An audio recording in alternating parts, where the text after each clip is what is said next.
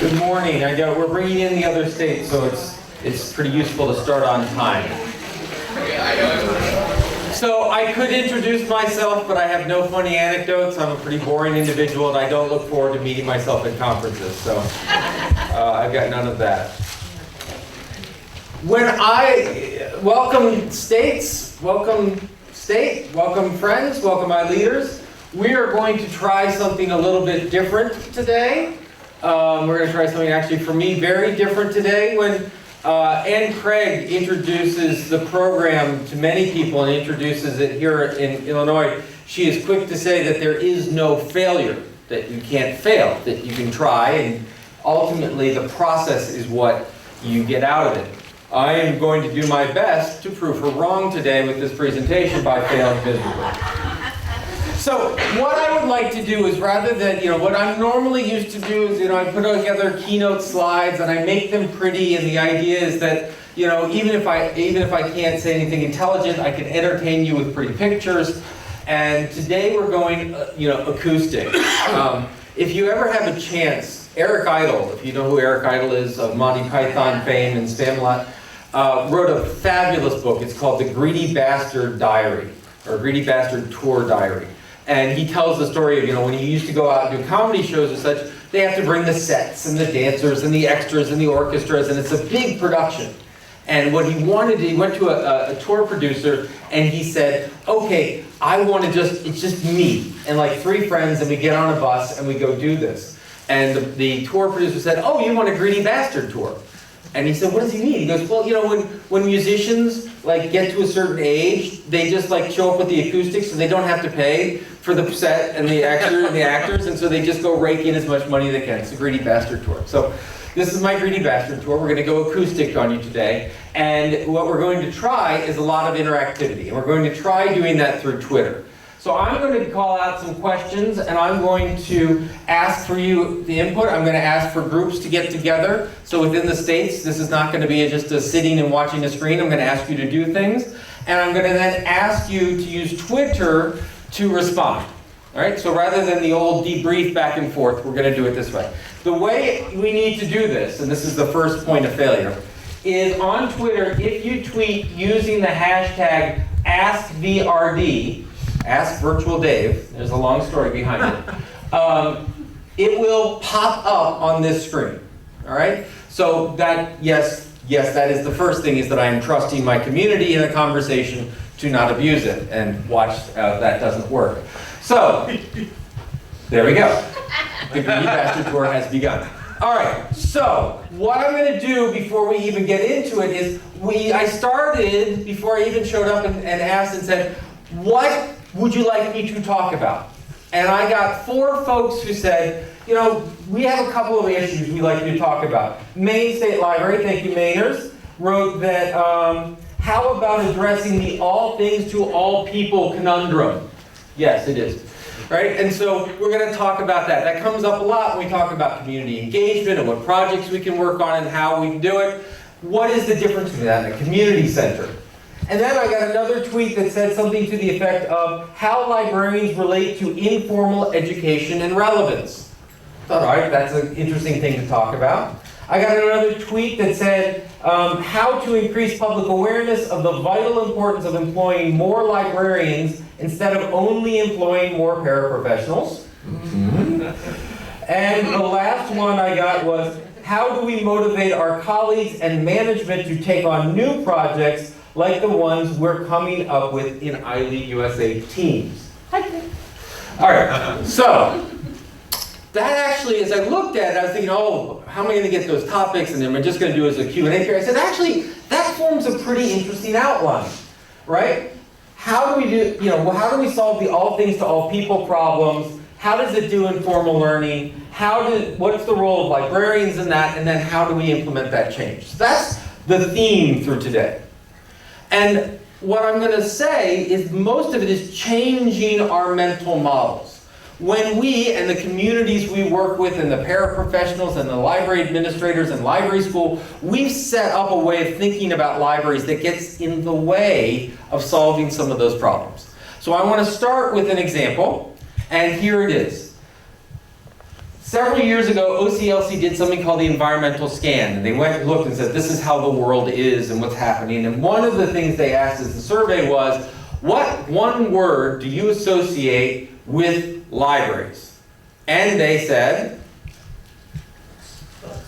books.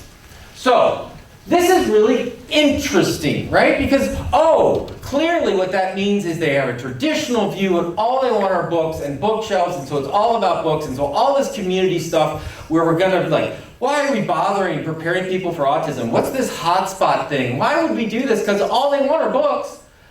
First activity, what I would like you to do, those of you Twitter folks, is I would like you to give me one word that you associate with books.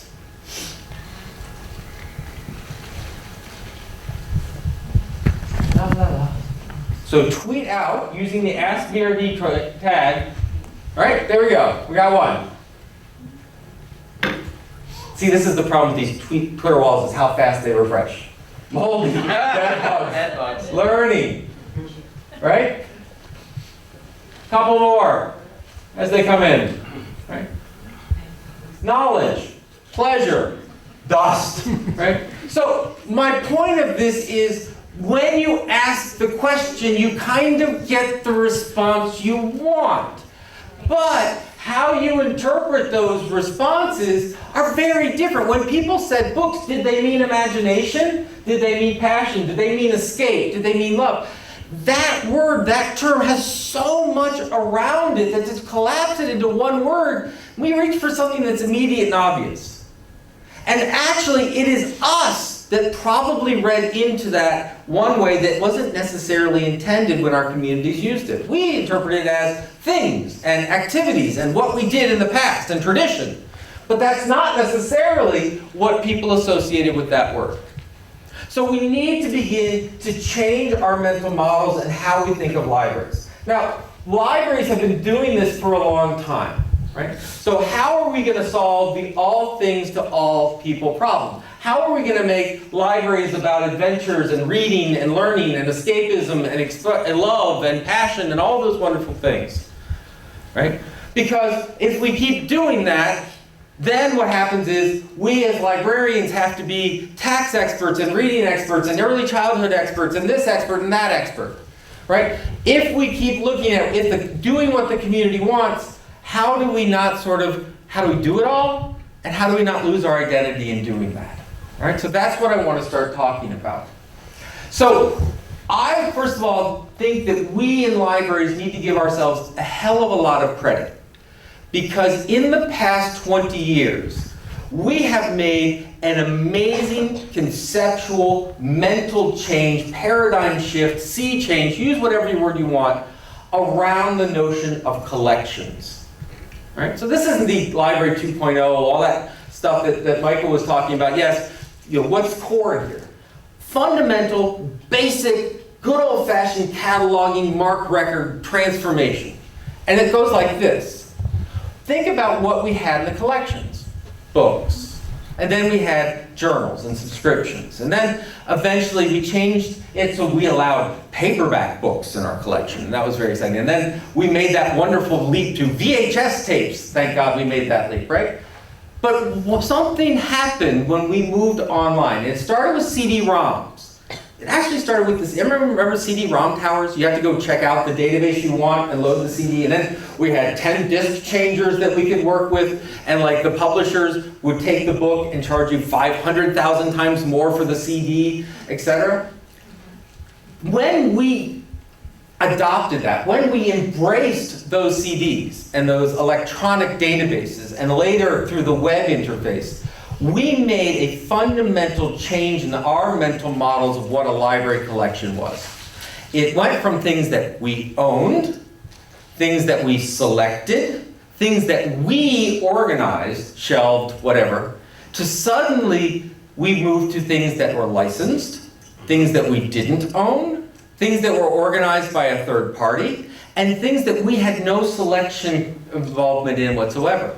I mean, think about it. When you brought the CD-ROMs, or today when you go search Elsevier database, It's full of things that you have no idea what's there. You have no idea about its quality, you have no idea about its provenance, you have no idea about its accuracy, but yet we have in our world changed collections and libraries from stuff we own and warehouse to stuff we provide access to. We need to give ourselves credit for that major, massive shift, because it was. And I would argue that we start to talk about making another major mental shift, which is into this community engagement, community as collection. It's time to make that shift. And there are perils to doing it. But this is how it goes. While we've made this shift in terms of our collections, I would argue we have not made these shifts yet in terms of our services and our programming. Right? So what we seek to do is we seek then to serve, right? So we know how it used to be. We appealed a question, they came up to a desk, we answered and walked away. We got really excited, we put a phone there, got really, really crazy, and we allowed them to email us, and then, oh my God, SMS messaging. Clearly the apocalypse is upon us because librarians are tweeting reference questions, right? What I want you to do now, Twitter again, ready?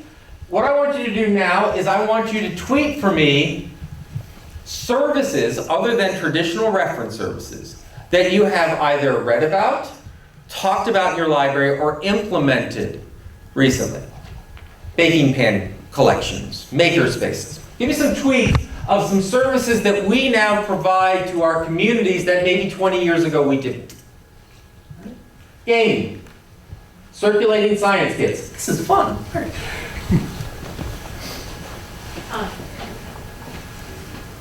Chat reference, checking out e-devices, seed libraries, right? I'll wait for a few more.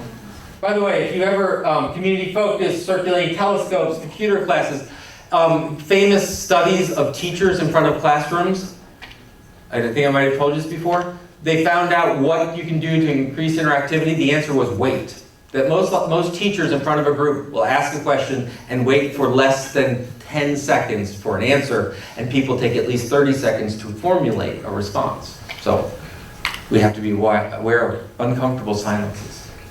Little bit boxes, community weight loss support. Oh, thank God, I need that. All right. Play spaces, one-on-one tech help. Right? So we've done it, Dave. We've made the change. Life is good. Except we actually haven't done it yet.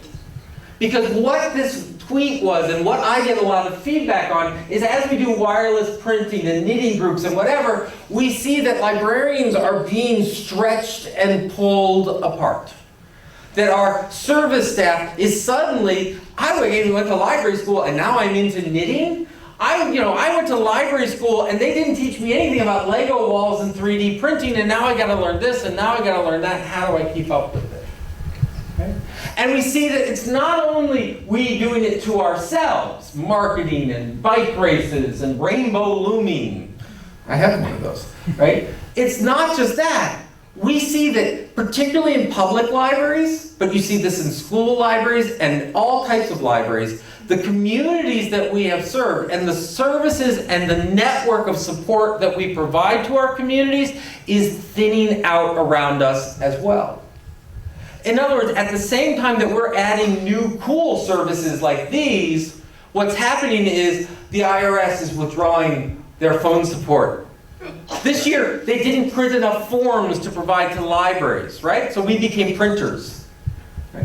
At the same time, social services is cutting back the people that are outside of the major urban areas, and so suddenly social work is showing up at our door. Right? We see all types of services in the public sphere are beginning to recede. What they're doing is they're taking their intermediated human services, throwing up a web page, and stepping back and going, if you have a problem, go to the web page. And so we're literally in a situation where someone who has no computer skills and needs paper tax forms is being told by the IRS to go online to get the paper forms because they can't go online. And who's left picking up the slack? Public libraries. And you say, oh yes, well that's a public library problem. But if you're an academic librarian, We see the idea that suddenly we're working on lots of freshman orientation, but things are falling through the cracks like, well, who's teaching them about food service and what's a bursar and all these kinds of things. And so we're seeing this idea that suddenly libraries are stepping in to do things like MOOCs, do things like flipped classroom, doing things like resources, and they're being pulled apart as well. School libraries with the focus on Common Core and standards, all the enrichment activity, all the inquiry-driven instruction is happening in the library. And so librarians are picking up the slack because they have kids that are desperate for going beyond what the 5.3 standard is, and the libraries are the only necessary slack in their communities to do it. So we're being pulled apart. We're being all things to all people.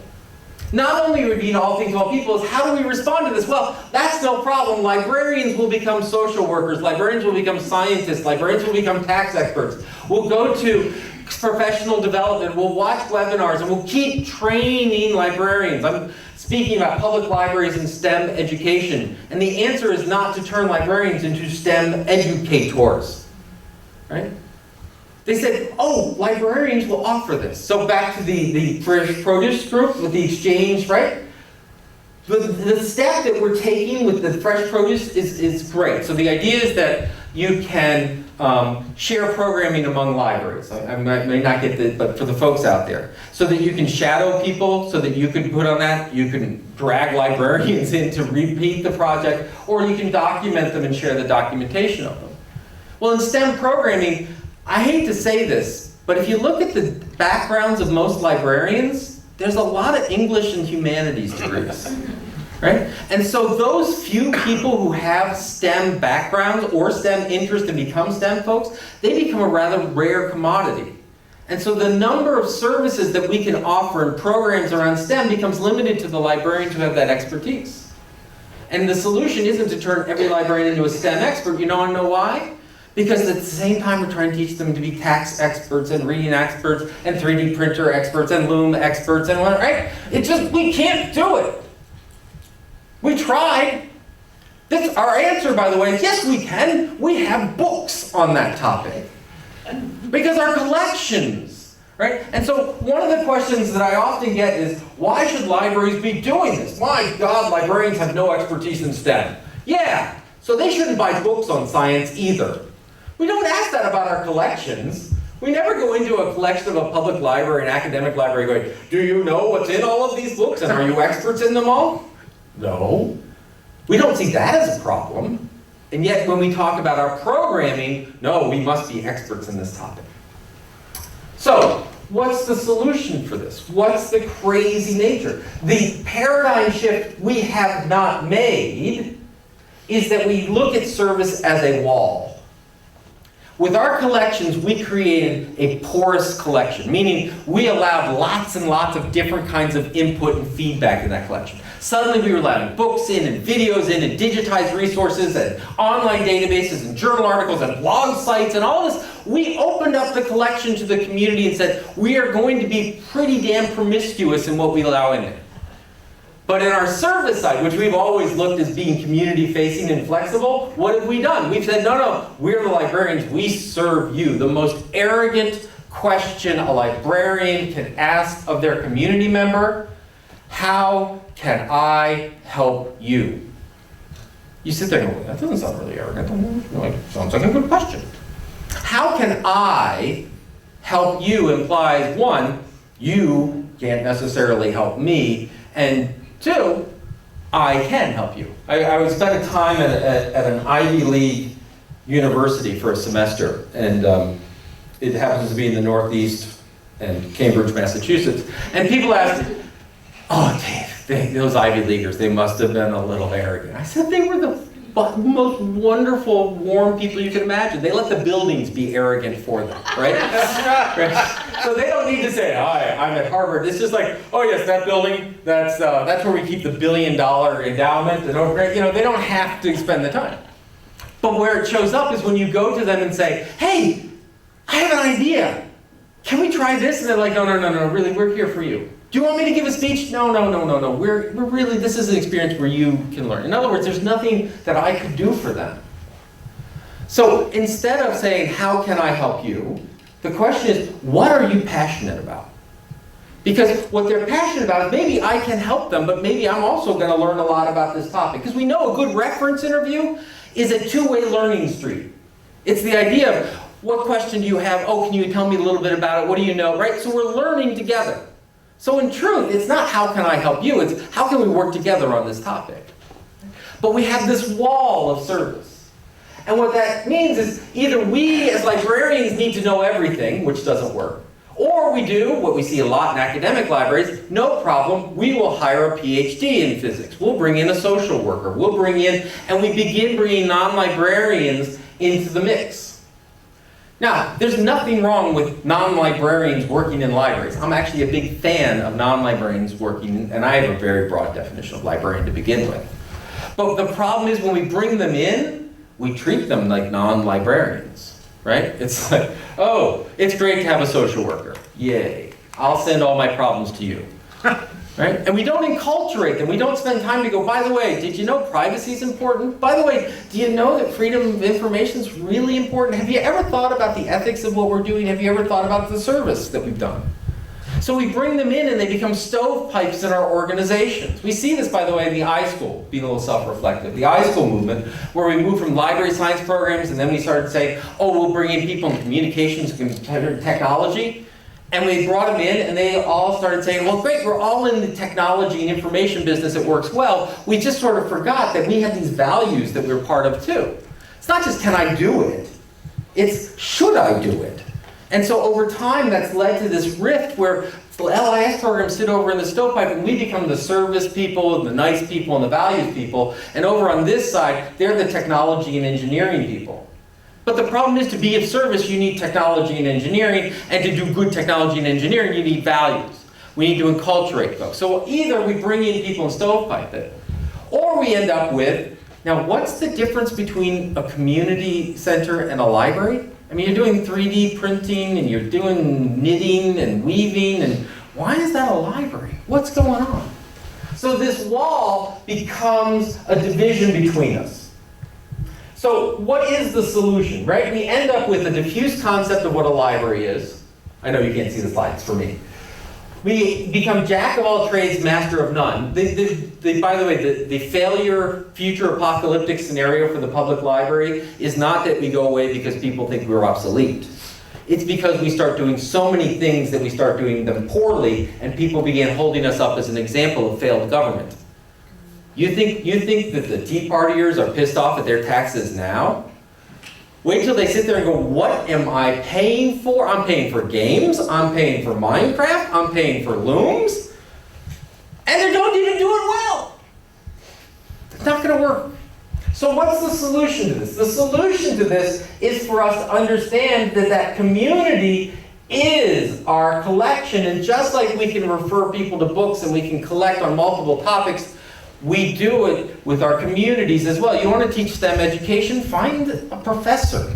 You want to teach STEM education? Find an engineer. And what's great about this is if you find a local engineer, you're building a network and weaving a community together so the next day when they have additional questions, they have people to go back and forth and back to, etc.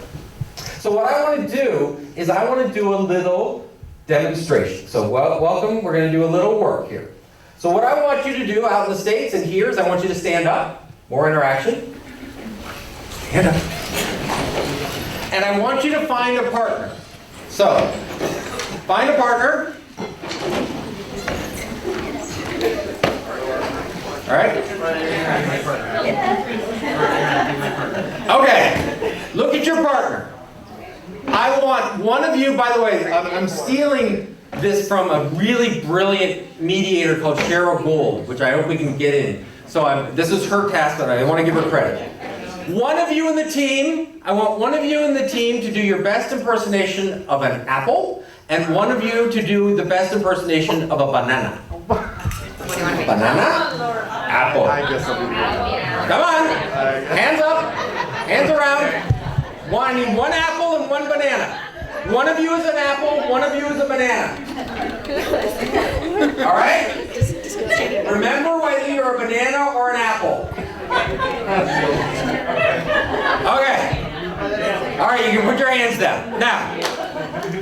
Now we have an A and a B. Huh? A and a B.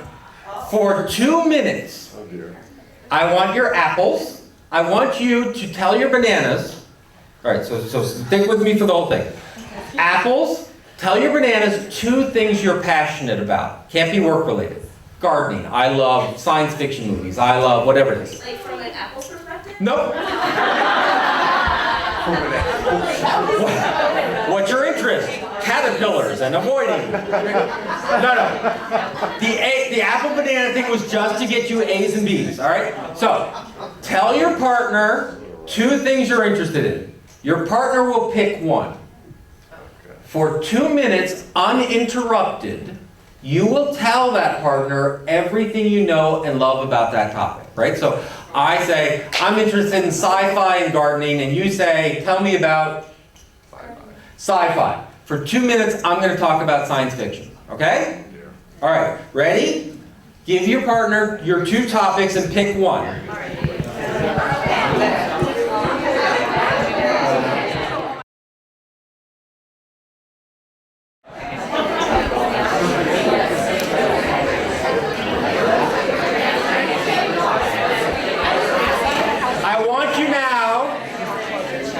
I want you now to tweet out some of those topics that you talked about. Just give us a sample of some of the topics you talked about. Oh, move mouse, Dave. Move mouse. I was once in a fabulous lecture with a professor who, it was one of those automatic light things. And she got so into her lecture she forgot to move, and so the lights would go out on us every so often. So, Transformers! Yes, young adult literature. Troubleshooting and sock, okay? Golf and dogs. Eggs Benedict pork brunch restaurants in Chicago. All right. Yes. Doctor Who, love it. Yay. Yarn arts, puppets, parakeets.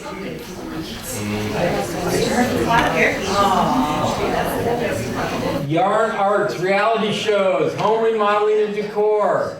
Vatican Library to read ancient church writings. Yes. I'll be there in 2 weeks. I'll let you know how it is. Bears, carpentry, goddaughter, graphic novels. So what I want you to think about, you're welcome to continue to put them up there. I did. He died with her, didn't he? Yes, he died. Oh. He died in Florence. Yes, he died in, yes. Eleanor discovered very quickly where he was. Yes. All right. What I want you to think about for a moment is reflect how hard was it for you to identify a topic that you could talk about for 2 minutes? Not hard at all, right? We have these passions amongst ourselves, right? And look at the variety that we're talking about, right? Now, the question then becomes, how can we use this passion? Because I think it was Jamie LaRue said, everyone wants to write a book. Everyone has these passions. One of the things, we got into a brief back and forth about the word consumer and user at some point. When we look at our communities as people to be served, as separate from us, as needing our help, we totally miss that community is a rich stew of expertise, passion, and interest that we can unleash and utilize within us. If we make our services as porous as our collections have become, imagine we can begin to serve people on many different topics where we don't have to become the expert. Now, there are lots of issues, and that's where we're headed next. So, I know that someone, what was it that Michael talked about?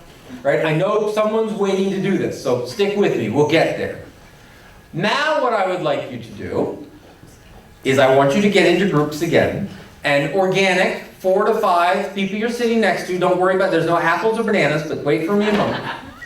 We are going to, and I'm going to 5 minutes, because, we got time. 5 minutes.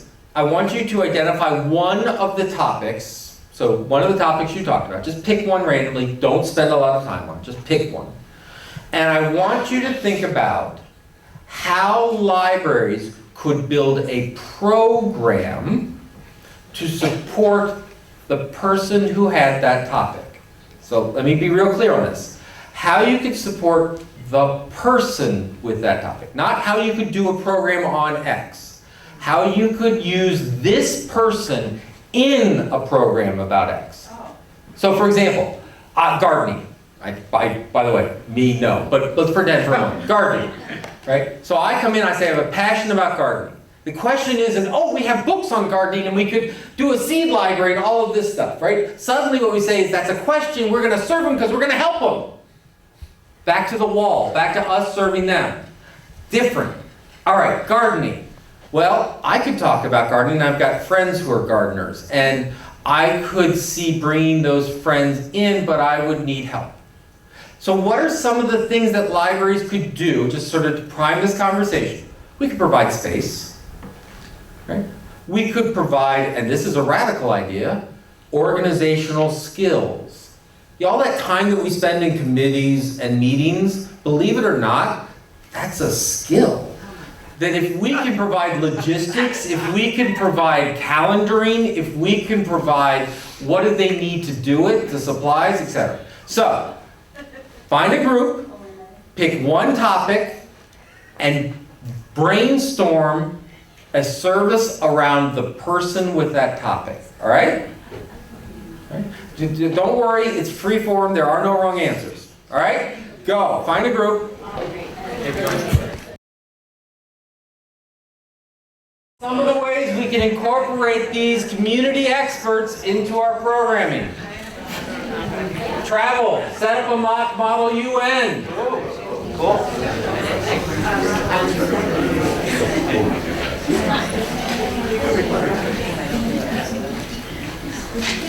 I know, it's 5 minutes and 140 characters, come on. Share your family history. My grandfather's brother's best friend's father shot the man who shot Billy Kid. Just congratulations on typing that out. Thank you for that. All 140 characters. Yeah. Hiking club. There was a library. It was on the middle of a developed land, and the developer was in court all the time, so they couldn't actually build the houses. But they agreed to sit there and do paths and hiking trails, and so the library checked out hiking trails. Create tabletop gaming groups.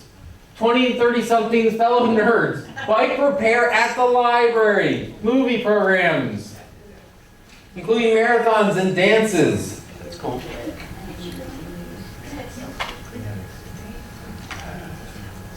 That's it. Beer tasting.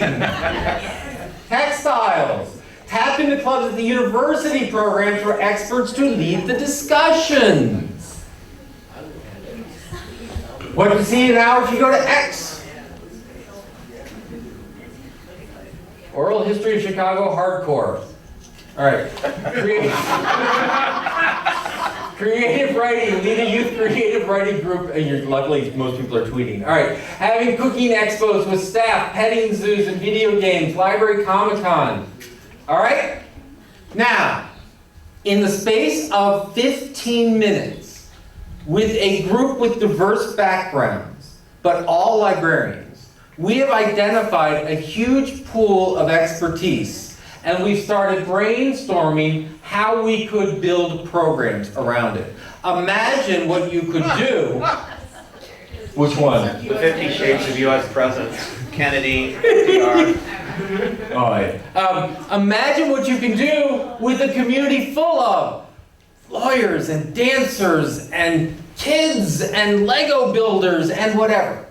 Now, here's the next part of the question, right? Which is, okay, Dave, you've just made the library as all things to all people even worse, right? What's the difference if we do things like rowboat races at the library? Why is that a library program? If you do things like connecting game designers with the people, what they want to do, why should that happen at the library? Why should we do found materials races? Why is that a library? By the way, academic libraries, You say, oh, that's all public stuff. Are you kidding me? Like, you don't have students and professors and staff members with expertise and ideas? I was at Cornell and they talked about kayaking clubs, right? We have students, you know, from 18 years old to 80 years old that need to do things after they're done studying. So this isn't just about what we can do in a public or a school library. Workshops about hip hop and Zumba on the grounds. I had one library that did story time yoga, right? So they did yoga, but then they invented poses like angry monster and, you know, sleeping cat and things. But here's where we make a switch, which is okay, Dave. I get it. We can do all this stuff with the community orientation, but here are the number one issues. How the hell do I know this person knows anything about this topic? They come in here and they say they want to do, you know, Chicago history. How do I know they're not a loon? How do I know that they're not crazy? A lot of this is we get people who we know are great, but they don't want to stand up in front of a crowd, or they don't want to have to be here every Thursday, or what happens if we do this and no one shows up? Is this the first library program you've ever put on where no one's ever shown up? Better communities through chickens. For God's sake, save the salmon. All right. Love all these, but what about liability? What about management? Absolutely. Guess what? Now we talk about why this is a library activity, not just something random. We have institutions. We have space. We have codes. We have lots of things that we have to worry about.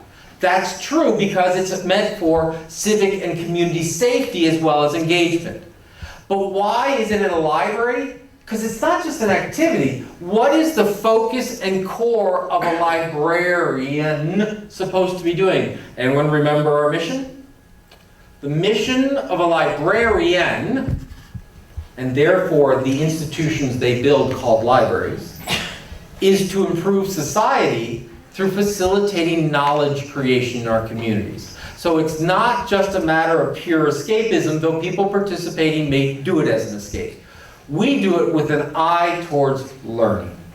Because learning is at the core of every type of library. So while people come in, we don't necessarily have to give them a test at the end and say, did they pass this? Did they get this? We do have to think about what are our outcomes? What should people be able to do based on this? What are the learning expectations? How can we make sure that this is a curriculum that has pace within it? The other thing is, as librarians, and this goes to that point about, well, how do we convince people to do this at our library because they're all fuddy-duddies and they just look at books and materials? Guess what? What we just did is collection development.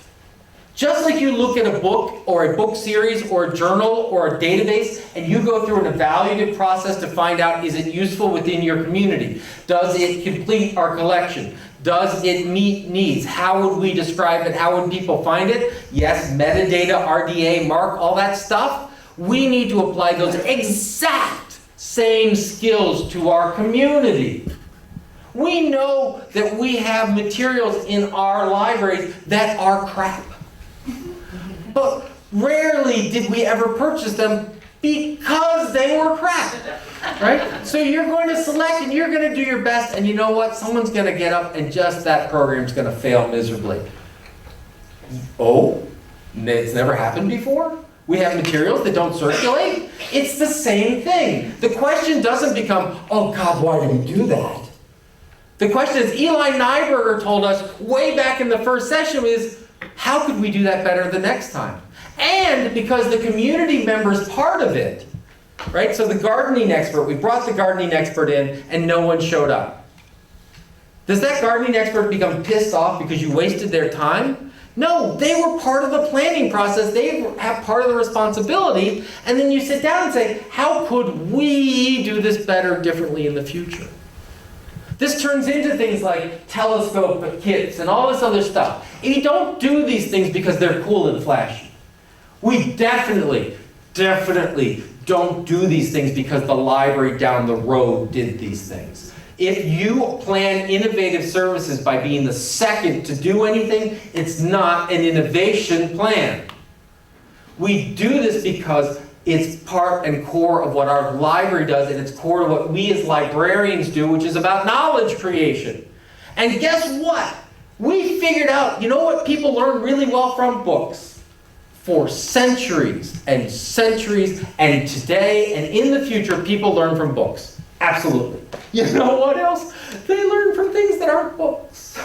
They learn from 3D printers, and they learn how to fish with fishing poles. They learn how to do public speaking by getting up and speaking. If we're in the learning business, we are not in the learning through books business. We're in the learning business. And the tools we bring in, the tools we have at our disposal, technology tools, traditional tools, physical spaces, community trust, all of those tools are to accomplish that purpose. So why not these? What does our community need to learn? And so the answer to how do we convince people to do this is we have them recognize that this is what we've always been doing. We're doing collection development. Catalogers should be part of this process as well as the reference librarians. Youth services librarians should be sitting right next to the people who do system design to do this activity, because all of them have something to contribute. All of them are part of it. This is core librarianship. Jamie LaRue, I mentioned in the introduction, he pushes and develops something called community reference. He takes librarians, he says, you go sit in the Chamber of Commerce. And the librarians, when Peter Bloomberg tried to do this in Salt Lake City, his librarians went, why? What am I going to do? I'm going to go sit in the Arts Council. Why? I'm going to go sit at the school board meeting? Why? Well, that's not librarianship. What am I supposed to do when I get there? He goes, have you ever done a reference interview? No. Yes. What do you do with a reference interview? Well, we listen, and we have a conversation, and once we feel we have something to contribute, we respond. So go to the board meeting, listen for a year, for multiple sessions, and when you have something to contribute, contribute. That contribution, that's reference. So we're doing it out in the world. Turns out that works really well. I've met many a librarian who now actually are the presidents of chambers of commerce because they started in that process, right? Not just sitting, they become part of it. There are committees, Jamie will tell you the story, where the Chamber of Commerce committee wouldn't meet until the librarian showed up because then they knew they could get something done. Right? And it's another part, which is I want you to go sit in Chamber of Commerce, but then I want you to go to the Arts Council. Why? Because you're going to do collection development. So when the question comes up about, hey, I got a great idea, why don't we do a human library project? You can say, you know what, the museum that I was just sat in their meeting yesterday, they're doing a human library project. Let's connect them. That's core basic librarianship. So the strategy, the tactic, I should be sure, the tactic is, we always did this. This is basic librarianship. So you get the most fuddy-duddy person in the world and they say, why should we do baking pen collections? You go, no. We're expanding our collection. Could you help me with the mark record for a baking pen? Because then they go, mark record? Right? And you say, we're going to do cooking. And then they say, oh, no, you can't do cooking. We don't have a license. Guess what? I was just sitting in at a grocery store the other day. They do. Maybe we'll do the program in the grocery store. Right.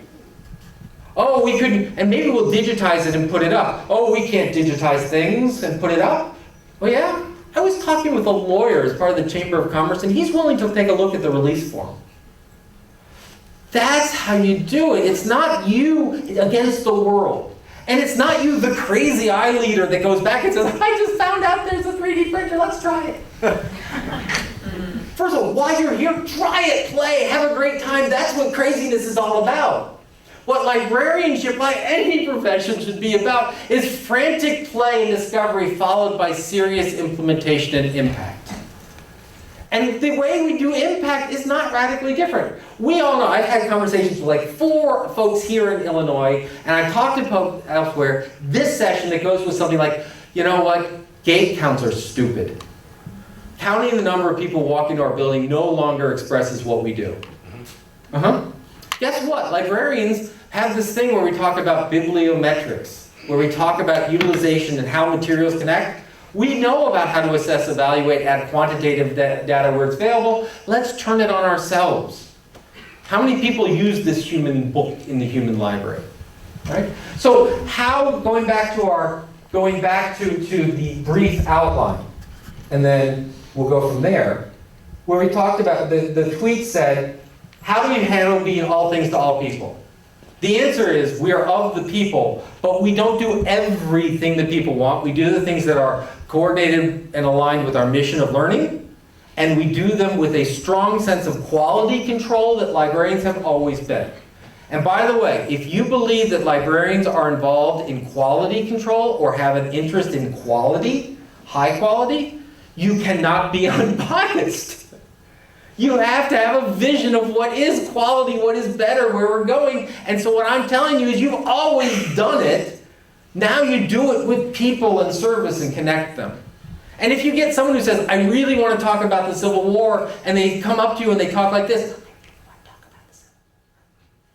and you're sitting there going, you're going to have to talk louder about the Civil War. And they go, okay, how about this? Then what you do in your mind is you say, maybe you doing a lecture is not the way to do it. Maybe we can start a discussion group. Maybe we can put together a kit. Maybe you can help us do a display. Maybe you can help us do, they had early literacy. I tell these stories. My point of all of this is that if you come to iLead and you hear the big heads, and we all get up here and we all tell you, well, it's about the community, me, community, and try something different.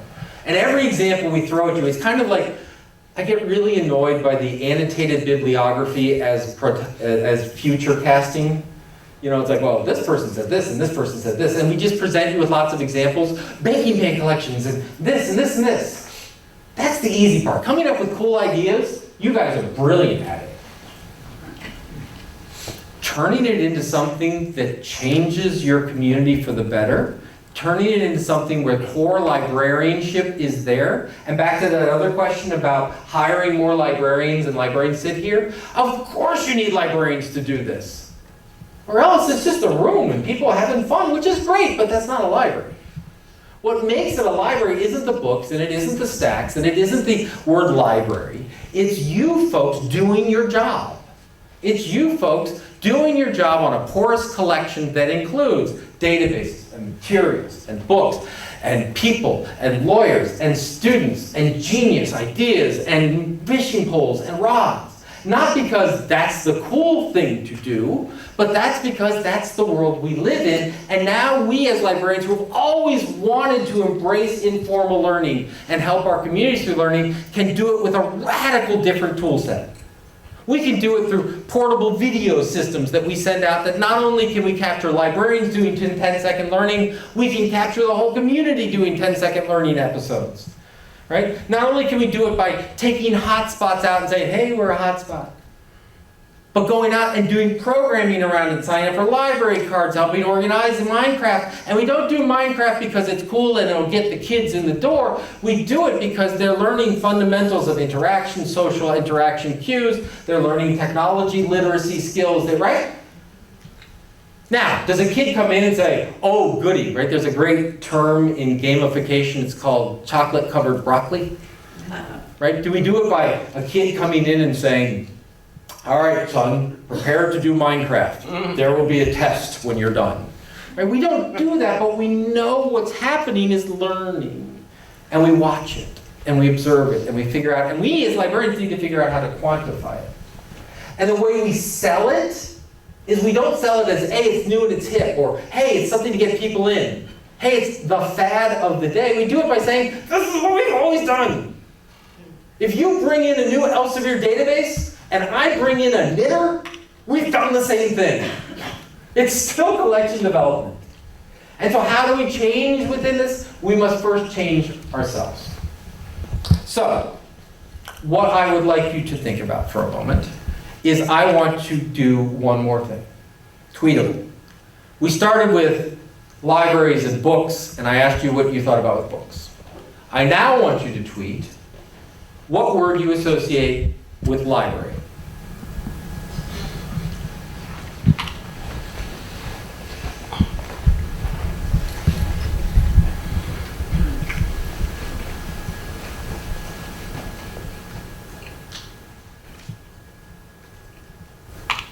Librarians. I like that one. Sanctuary. Learning. Freedom.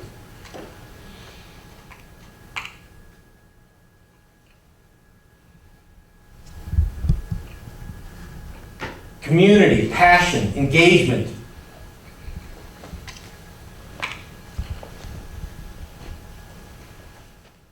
Interaction, unstoppable. Haven. Keep them coming. Now. Wow. Oh, we are sexy. Well, you are. How do we get our communities to do the same thing? And the answer is not by serving them well. The answer is not by looking at them as deficits that we can help. The answer is by asking them what their passion is and joining into their passion. The answer is not to serve a community, but to be a community. The answer as a librarian is not to sort and to fixate and to pick a winner in the medium war. The answer is to liberate and provide freedom and to allow our communities to look in their past and future and sharing.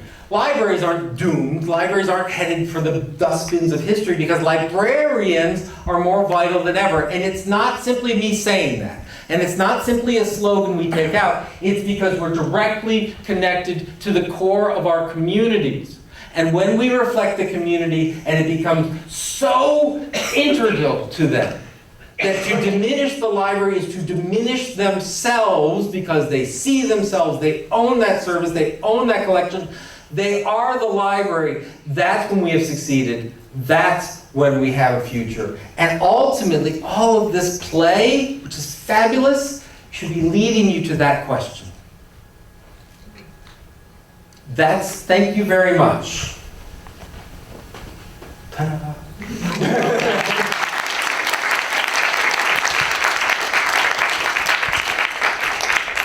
All right. How do I convince my colleagues that programming is collection development of the community resource? I think part of it starts with you actually demonstrating it is and including them in that process. Simple thing. There is a community group that wanted to put a calendar together. And so everyone says, we're going to do a community calendar, and everyone does their own community calendar. And the library came in and said, well, we can do this. And because they sat on all these boards, they said, oh, the library will do it. Community calendar involves who has access to add the community calendar? What is the metadata associated with that event? How does that metadata show up? By turning it into a process where you start with the people's comfortable processes and build them in, it will make it easier. We want more. I can't talk. Right? So the short answer is everything's different. One, language use. In the Web 2.0 world, it was all about, it's new, it's brand new, it's cool, we gotta do it because it's new. The way I have found moving organizations is not to start with, it's new, it's brand new, it's to say, it's old, it's traditional, we're moving it ahead, we're refreshing it. I need your expertise, traditional person who never opens the door, to help us transition in this process. So you bring them from where they are, you allow them to be expert in the process, and you take them to where you want to go. When are you coming to Maine? As soon as I can, because the Clam Shack is open in Kennebunk. All right. You missed the question about what the Ask VRD where Oh. it's coming from. So my father. We got time. You need to look at the top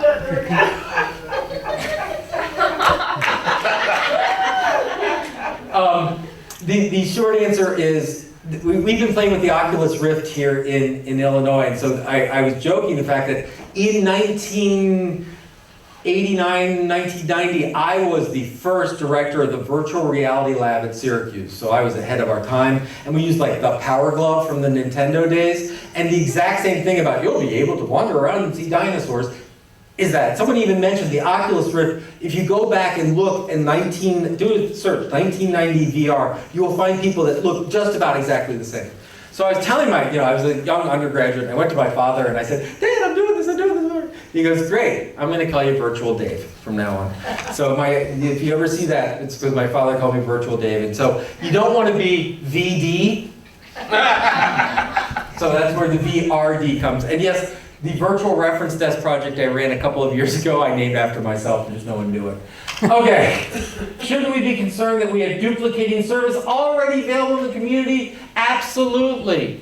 And once again, I said people, but just talk about organizations as well. The idea of the idea of having community reference and this collection development is you say, you know, they're doing a biking project in this, how can we be a part of it? I keep picking on the hotspot project, but the idea that I heard you guys are going to soccer games.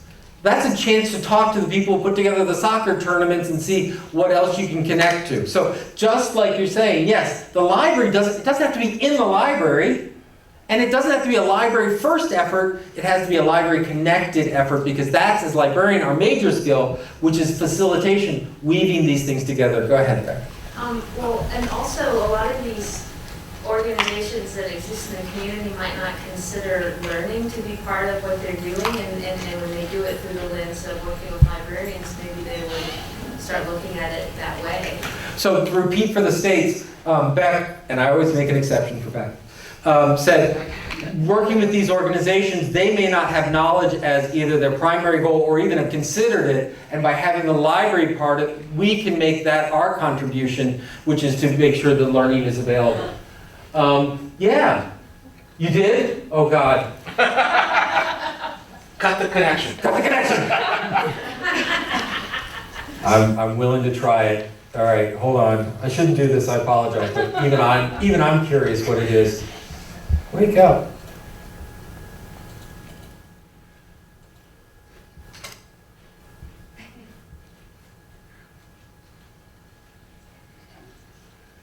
That is not me. On the hair, Dad. On the hair. I'm sorry, that literally is not me, but I wish I was ever that skinny. I really do. Okay, where? Oh, wrong one. I have like 3,000 different tweets going. How do you define outreach versus community engagement? I think the idea is, I've said many libraries where they have the community engagement librarian. I think that is the wrong idea. I think every librarian is a community engagement librarian. So the idea of, I don't think you have to even define it that way. I go back to the idea of, as librarians, we're building services and collections, and this is what we've always done, and so we do it across. Does it make sense to have someone who can do that? Yes, absolutely. Ferguson tells the story, Baltimore tells the story, all of these folks in times of crisis, and we heard Jamie talk about times of crisis, libraries are there to charge, etc. That only happens in all of those cases, Sandy, Hurricane Sandy, Ferguson, and Baltimore, all of those services that were quickly brought to a community happened because the library already had in place and maintained connections to other community organizations. In Ferguson, when they closed the schools and kids couldn't get their free and reduced lunches, it wasn't like they had to go find a food pantry service. The people who delivered free and reduced lunches throughout the summer were already at the library. They just had to extend it for a week. So the idea, though, is we look at not only collection development, but collection maintenance. The dust, the slipcovers, is it here? Do we do inventory control? Guess what? Your community needs collection maintenance as well. Is this still a viable connection? Does it still make sense? Does it still work to partner? Yeah, tech main science community, absolutely. All right, other questions besides bobbleheading? All right. There was one that says, how do you define outreach versus community engagement? Right, and I think the answer is it's all community engagement. How do you speak so eloquently, linearly, without notes or PowerPoints? Because I love the sound of my own voice. No, actually, I'm going to jump off that one. All right. I was talking to some people last night at the hotel. This is a personal pet peeve that has nothing to do with the talk I just gave, so hold on a moment. Librarians, when we do collection development, it's all about connections. We've been doing a lot of wrong collection development when we do cataloging, because we do the front pieces of books. But we all know the interesting part is not the title and the author, it's how it connects to other books, how it cites, what it uses, what it influenced, right? I find Harry Potter and the Sorcerer's Stone not as helpful as if I knew it was part of a series, right? Or I find out that Harry Potter and Sorcerer's Stone was very influenced by so-and-so, and right, the whole notion of connections. So we talk about connections. We need to think in connections. And one of my favorite games is, and we'll try it here, I want someone to give me a noun. Proper noun or regular noun? I'm sorry, I'm going to... Proper noun or regular noun?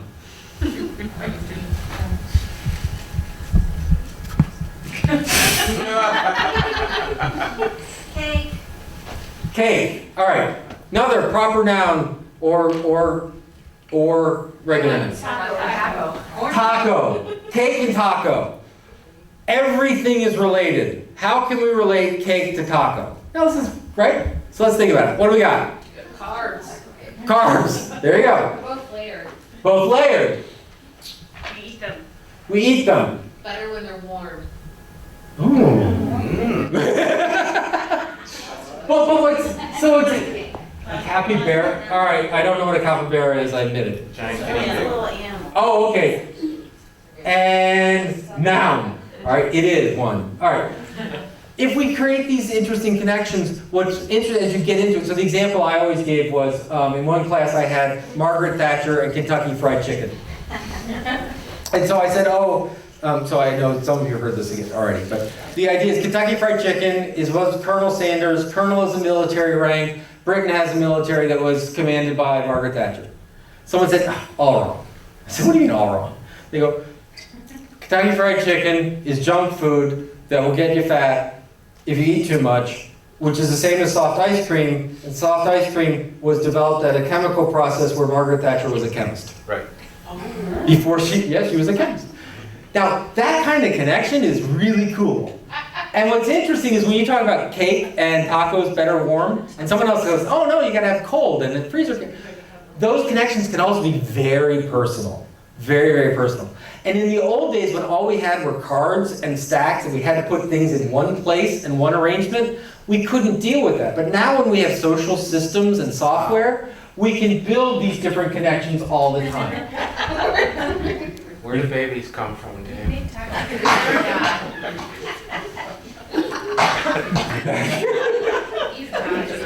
Well, you can make a taco cake. You can make a taco cake. That's good to know. So my point of that is connections, connections, connections. All right, this is going to quickly go in the wrong way. Oh no. Oh no.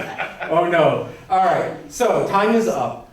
Thank you very, very much. I unfortunately have to go catch a plane, so I won't be here for the end. But I will see you all in October, and we can continue these conversations. Thank you in the States for participating.